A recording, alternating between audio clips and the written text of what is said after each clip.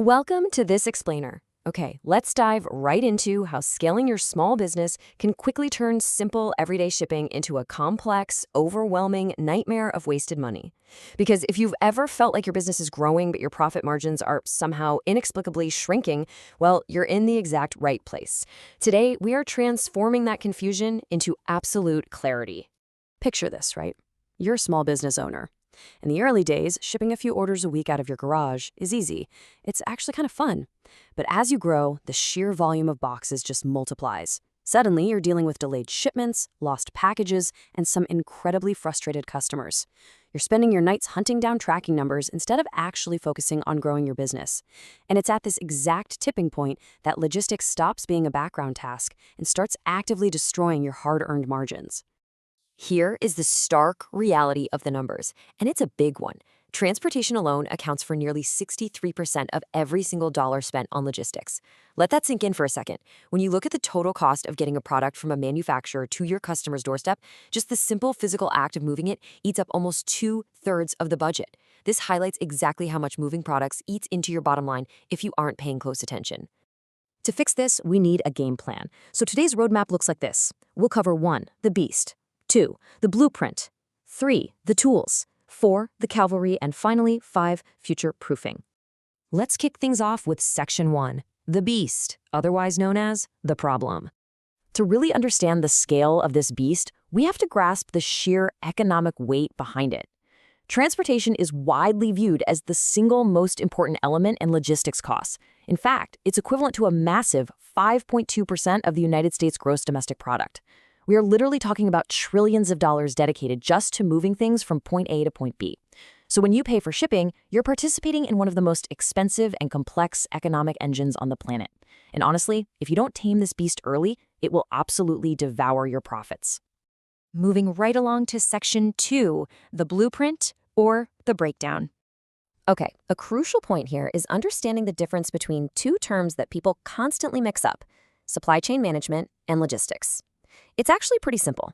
Think of supply chain management as an entire restaurant.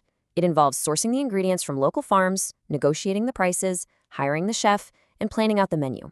Logistics, on the other hand, that's the waiter getting the food from the kitchen to your table while it's still hot, and doing it exactly on time. Supply chain management is the whole strategic ecosystem. Logistics is the laser-focused execution of moving goods efficiently. As a growing business, you absolutely need both. But hey, if your waiter drops the food on the way to the table, the best ingredients in the world won't save you. All right, Section 3, the tools. This is where we get to the solution. The very first major tool in your arsenal is a transport management system, or TMS. Now, forget all the complicated corporate jargon for a second. Just think of a TMS as the central brain of your shipping operation. Instead of relying on a messy pile of spreadsheets and sticky notes, a TMS is software that gives you this incredible visibility over everything. It tracks your orders, finds the absolute fastest and cheapest routes for your carriers, and cuts down on the time your products are just sitting around idle. By integrating all these functions into one digital strategy, you actually actively manage your daily costs rather than just, blindly paying whatever the shipping carrier decides to charge you. Your next tool is Total Quality Management, or TQM. This involves a really cool concept often called mistake proofing. It simply means building safeguards into your daily processes so that human errors are caught way before they turn into expensive disasters. For example, in a giant warehouse, this might mean using physical dock locks, so a truck literally cannot drive away while it's still being loaded. For a smaller business, it might just mean using barcode scanners that won't even let you print a shipping label unless the exact right items are in the box. It minimizes waste, prevents damage, and ensures you're responding perfectly to what your customer actually ordered. Now, you might be wondering, is implementing all these digital systems and mistake-proofing processes actually worth the headache? Well, the data says yes, big time. One consumer packaged goods company saved nearly $5 million over 5 years just by implementing these exact quality and lean initiatives. That is pure, unadulterated profit added right back to their bottom line simply by working smarter instead of harder. Sure, you might not be a massive global corporation, but the underlying principle scales down perfectly. Even if your business is a fraction of that size, small changes equal massive savings. Optimizing the physical space your products take up in a box, what the industry calls footprint density, or improving the time it takes to process an order, directly protects those hard-earned profit margins. Think about it. If you save just $2 on packing and shipping per order, and you ship 1,000 orders a month, that is $24,000 a year going right back into your pocket. Which brings us to Section 4, the cavalry.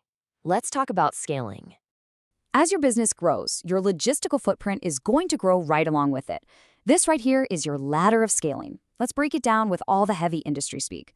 First, you've got 1PL. That's just you. You make the product, pack it, and physically drive it to the post office yourself. It's all internal. Next is 2PL. You still pack the boxes, but you hire a carrier, like a major shipping company or a trucker, to pick them up and deliver them. Then we hit the absolute game changer, 3PL, or third-party logistics. This is when you entirely outsource the operation. You send your product to their warehouse, they store it, pack it, and ship it for you.